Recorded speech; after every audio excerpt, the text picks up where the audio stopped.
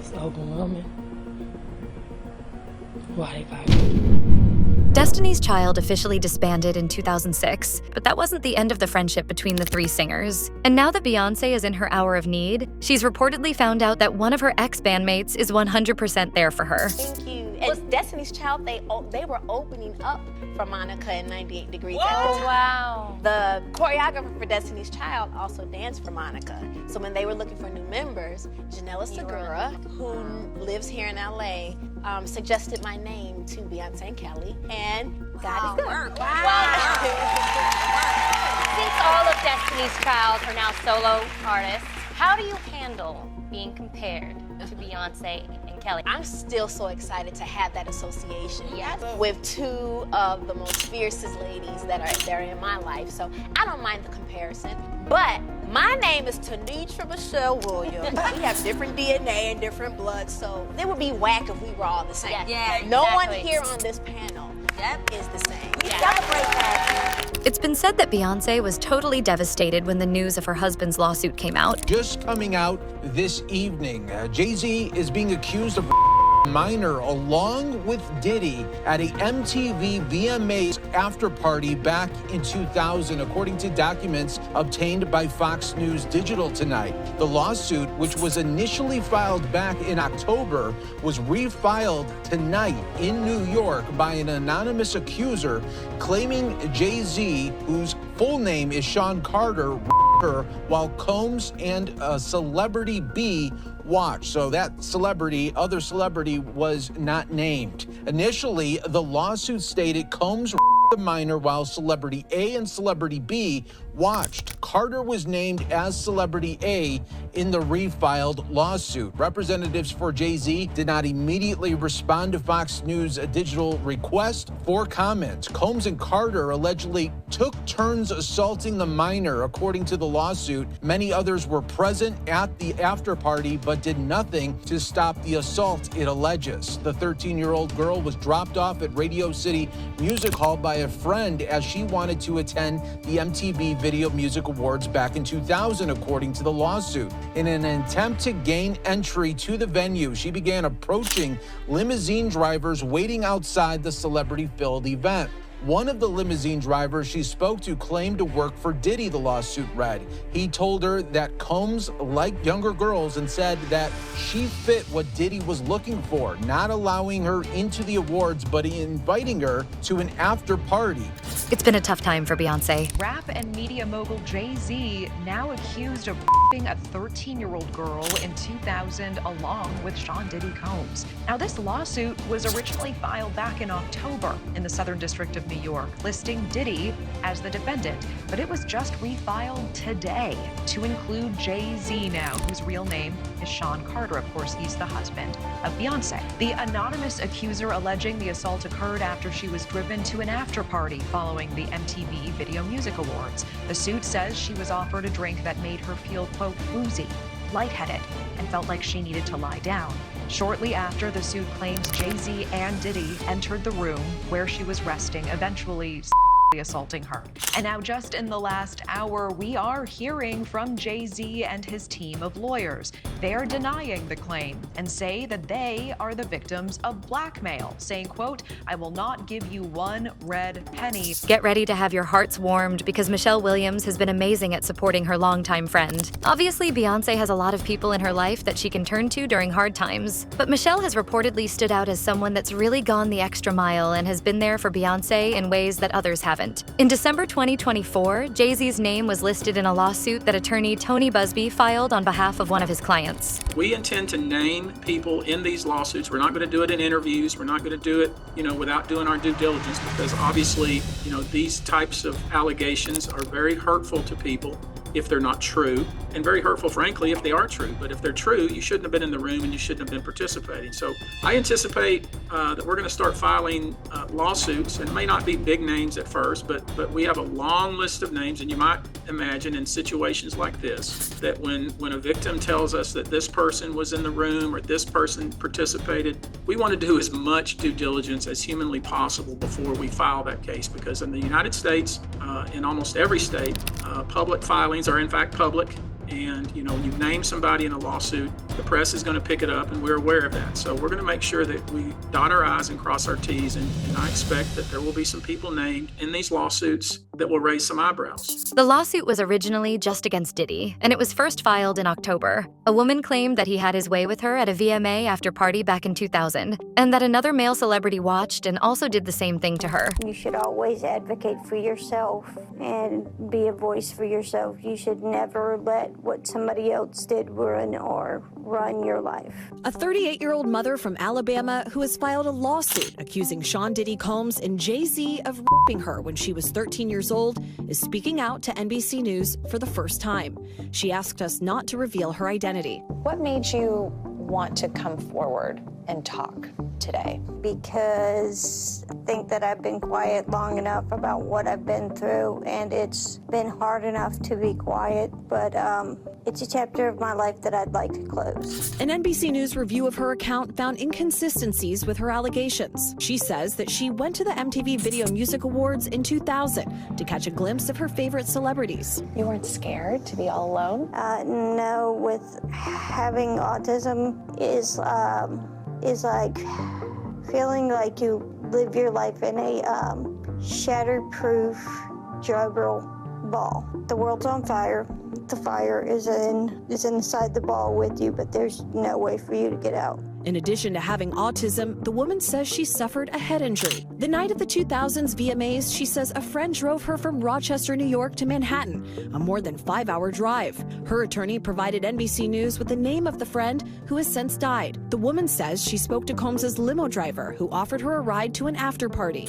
I stumbled upon Diddy's driver, who told me that I was exactly what Diddy was looking for. What did you think when he said that to you? I thought it meant that I was just pretty. Now, we know that she's claimed that it was Jay-Z who took advantage of her too when she was just a young teenager. Sean Combs sits in the Metropolitan Detention Center out in Brooklyn, New York after being denied bail a third time as he awaits trial next year on racket prostitution charges. The man accused of engaging in a scheme going on for years where he allegedly abused, threatened, and coerced women to fulfill his desires and operated a criminal enterprise engaged in all sorts of illicit activity. Prosecutors say that includes kidnapping, arson, forced labor, obstruction. Now, our first update is massive. This is huge because you remember when there was all this talk about who else could be implicated in these allegations? Who else will be named when it comes to Sean Combs' alleged misdeeds? Well, it turns out one big name has just come to the surface. Jay-Z.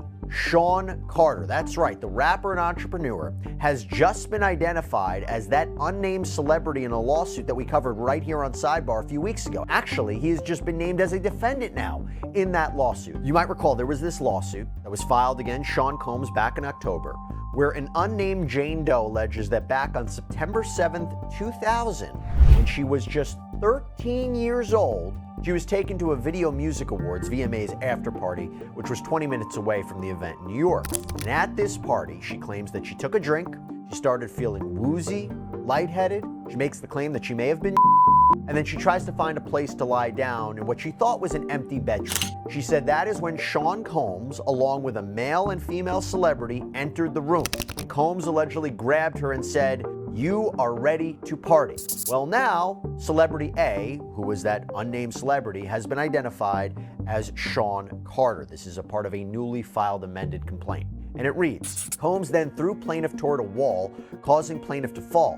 Plaintiff got up and stumbled, at which point Combs grabbed her again and threw her on the bed. At that point, Carter began removing plaintiff's clothes as she grew more and more disoriented. Both the famous rappers have denied the allegations. Exclusive that found inconsistencies with the accuser's account. We expect Mr. Carter to be fully cleared of all of this in the coming days. Almost nothing that she says has checked out because this never happened. This in the wake of our interview with a 38-year-old mother from Alabama who accuses Jay-Z, whose real name is Sean Carter, and Sean Diddy Combs of her when she was 13 years old. She asked us not to reveal her identity. What made you want to come forward? Because I think that I've been quiet long enough. She says that she might have some facts wrong, but that she says the incident happened. What do you say to that? You know, anybody, when they make up a claim, they can just keep repeating it and getting it right. but you never get the details right. And what happened during her interview with you is that the story began to unravel. On the night of the MTV Video Music Awards in 2000, she says Combs' limo driver took her to an after party. There she says she spoke to musician Benji Madden and his brother. I'm talking to Benji Madden about his tattoo. That's the Last Supper. In a statement to NBC News, a representative for the Maddens confirmed they did not attend the 2000 VMAs and that they were on tour in the Midwest at that time. At the after party, she says she had a drink that made her feel woozy. Then she says Combs and Carter both her. She says she ran to a gas station where she called her father, who picked her up. We rode home in silence. He didn't ask me what happened. In an interview with NBC News, her father said he could not corroborate her story. I feel like I would remember that, and I don't, he said. The woman revealed to us that she has autism and previously suffered a head injury. In a follow-up phone interview, we asked her about the contradictions, and she said that she stands by her statements. This woman is standing by her story. It happened over 20 years ago. Maybe her memory is hazy. Maybe her father doesn't remember that night. No, she's doubled down on certain of these details. She says, I'm positive. She points out the tattoo. She talks about the tattoo in vivid detail. Turns out that's completely false. And the father is supposed to be picking her up. 10-hour drive round trip to pick her up in the middle of the night. Has no memory of that. No one has come forward about this in nearly a quarter of a century, and that's because this never happened. A source told the Daily Mail that when Beyonce first found out the news, she spent a few days crying and felt confused and shocked. Apparently, Michelle was praying with Beyonce every day as she considered all of her options. The source said, she has always been Beyonce's most spiritual friend, and she helped her get through the Beyonce hate train in the early 2000s when LaToya and Latavia left the group. You might remember how when the two ex-bandmates got booted out of the group, a lot of people blamed Beyonce for the decision. Reddit users have claimed that it was because Beyonce was a diva, and she got her dad, who was the band's manager at the time, to kick them out of the group. Michelle supposedly helped her get through that time,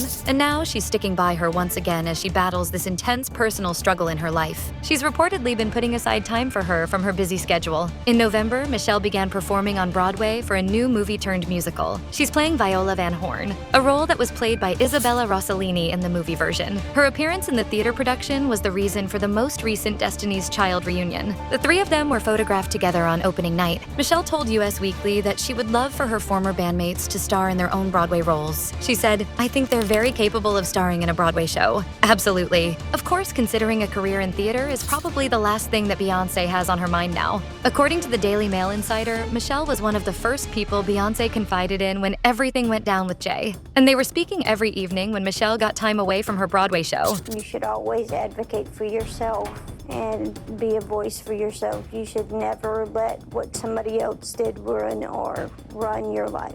A 38-year-old mother from Alabama who has filed a lawsuit accusing Sean Diddy Combs and Jay-Z of her when she was 13 years old is speaking out to NBC News for the first time.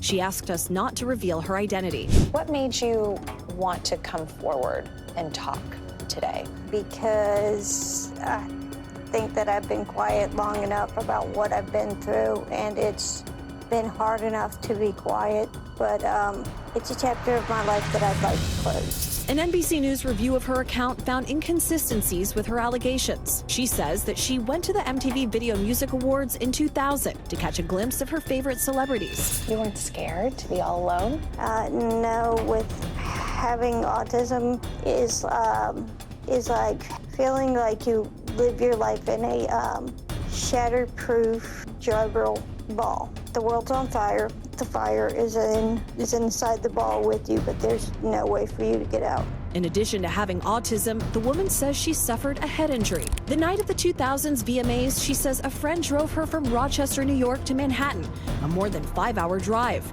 Her attorney provided NBC News with the name of the friend who has since died. The woman says she spoke to Combs' limo driver, who offered her a ride to an after party. I stumbled upon Diddy's driver, who told me that I was exactly what Diddy was looking for. What did you think when he said that to you? I thought it meant that I was just pretty. And she has been there still. And a federal judge has ruled the woman alleging she was by Jay-Z and Sean Diddy Combs can remain anonymous. The woman says both men her at a party when she was 13 years old. Jay-Z's legal team had fought to get the case dismissed, arguing his accuser should have to reveal her name, but the judge disagreed. ABC's Morgan Norwood has the latest. A legal victory for the woman who is suing Jay-Z for allegedly raping her when she was 13. A federal judge ruling the woman can proceed with the case while remaining anonymous, at least for now. But the judge also chastising the lawyers representing Jay-Z, accusing them of trying to fast-track the judicial process by repeatedly filing motions to reveal the identity of the Jane Doe to have the case dismissed. The judge writing in a 5-page brief that the Carter's lawyers' relentless filing of combative motions containing inflammatory language and ad hominem attacks is inappropriate, a waste of judicial resources, and a tactic unlikely to benefit his client. The court will not fast-track the judicial process merely because the counsel demands it.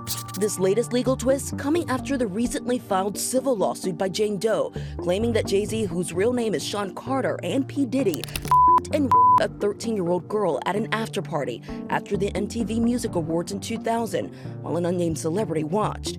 Jay-Z has vehemently denied all the allegations, putting out this statement 2 weeks ago, writing in part, "This is a blackmail attempt." The multi-platinum artist, who was 30 at the time, now a business mogul with decades of hits. They added that Michelle was often joked about as the third wheel, but the truth was that she really held things together because of her love for God. The Destiny Child's members have known each other for 25 years. In an interview with US Weekly, Michelle opened up about how the three of them had managed to stay such good friends over the years. Do I miss it? I would miss it if I didn't have a relationship with the ladies. Yeah.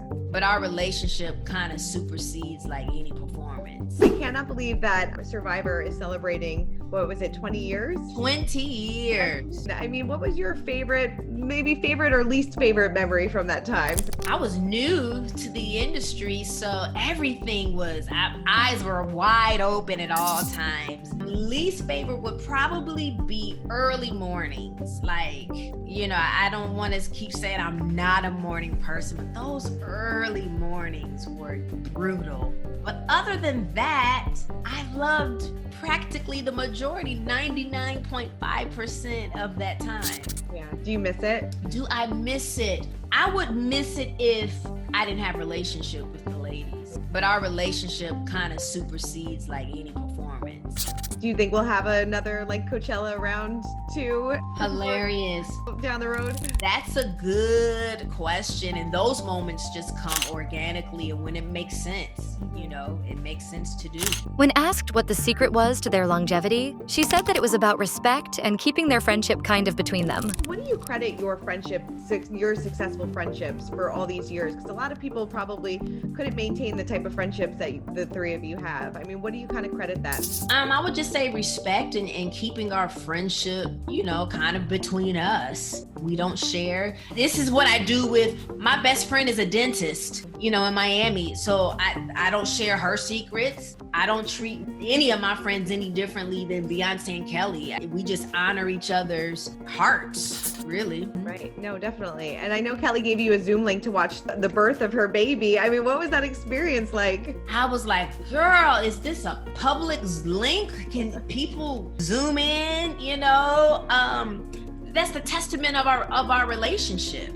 If anybody ever doubted the relationship between the three of us, Google that interview when Kelly says they watched me give birth. Like, how much more intimate can a person be with you? Besides making the baby, we saw you bring the baby into the world. That's a level of intimacy that you pray for. She highlighted how important privacy was for them. I think we all know that would be a must if you're friends with someone as private as Beyonce. But Michelle said that it was something that she treasured in all her friendships. She shared that even with her best friend, who was a dentist in Miami, she never shared anyone's secrets. She said, "I don't treat any of my friends any differently than Beyonce and Kelly. We just honor each other's hearts, really." Michelle also revealed that the famous trio had gotten even closer to each other during the COVID-19 pandemic. She explained that it taught them to listen, to not hide anything, and to say how they were really feeling. So I guess that would be another reason why Beyonce would have felt like she could trust her friend during this super delicate time when she must be feeling vulnerable. The Daily Mail source might have claimed that Michelle was Beyonce's rock these days, but that doesn't mean that she doesn't have anyone else looking out for her. The insider added that Beyonce wasn't in a good place at all, but she was surrounded by her mother and other friends at her home in LA. One of US Weekly's sources claimed that though Solange and her mom Tina weren't the biggest fans of Jay-Z and Beyonce's relationship,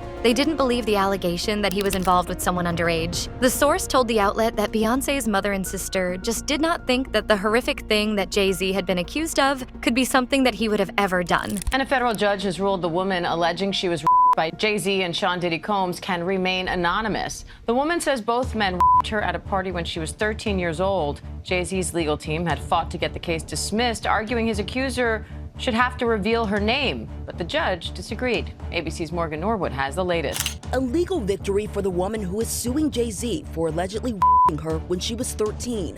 A federal judge ruling the woman can proceed with the case while remaining anonymous, at least for now. But the judge also chastising the lawyers representing Jay-Z, accusing them of trying to fast-track the judicial process by repeatedly filing motions to reveal the identity of the Jane Doe to have the case dismissed. The judge writing in a 5-page brief that the Carter's lawyers' relentless filing of combative motions containing inflammatory language and ad hominem attacks is inappropriate, a waste of judicial resources, and a tactic unlikely to benefit his client. The court will not fast-track the judicial process merely because the counsel demands it. This latest legal twist coming after the recently filed civil lawsuit by Jane Doe, claiming that Jay-Z, whose real name is Sean Carter, and P. Diddy drugged and raped a 13-year-old girl at an after-party after the MTV Music Awards in 2000 while an unnamed celebrity watched. Jay-Z has vehemently denied all the allegations, putting out this statement 2 weeks ago, writing in part, "This is a blackmail attempt." The multi-platinum artist, who was 30 at the time,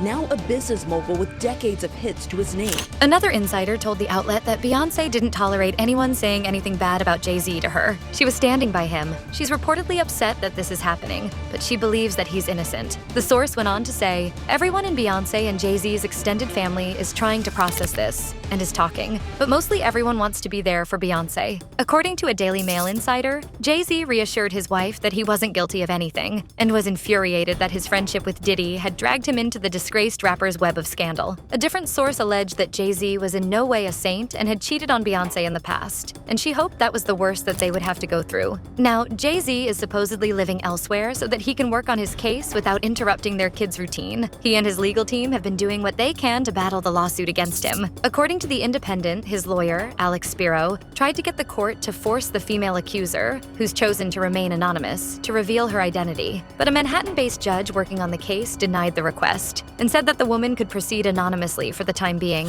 But she also clarified that there was a chance that the woman might need to reveal her identity at a later date if the case were to continue. The judge explained that the decision would permit defense attorneys to collect the evidence they needed to get ready for the trial. She also threw some shade at Jay-Z for using inflammatory language in his public statement against the accuser's defense lawyer, Tony Busby. In the statement he released on Twitter via his company's account, Rock Nation, Jay-Z called the attorney a deplorable human and claimed that he had neither honor nor dignity. Rolling Stone reported that the most recent update in the case is that Alex is arguing that the Jane Doe who filed the lawsuit waited too long to do it. She made the accusation that Jay-Z had his way with her in September 2000 when she was just 13 years old. However, Alex is claiming that according to New York's Child Victims Act, or CVA, the latest that the accuser and her lawyer had to file the lawsuit was in August 2021. Expect the case to be dismissed. If it's not, eventually this will all crumble because it can't possibly have happened mathematically. You don't even need witnesses. They don't have any witnesses because this never happened, and you don't need witnesses because the time doesn't work. There's literally photographic evidence that proves that this could not have happened. In terms of what's going to happen to Mr. Busby for this racket and everything else going on, time will tell. But this is how things unravel. Yes, sir. Yeah.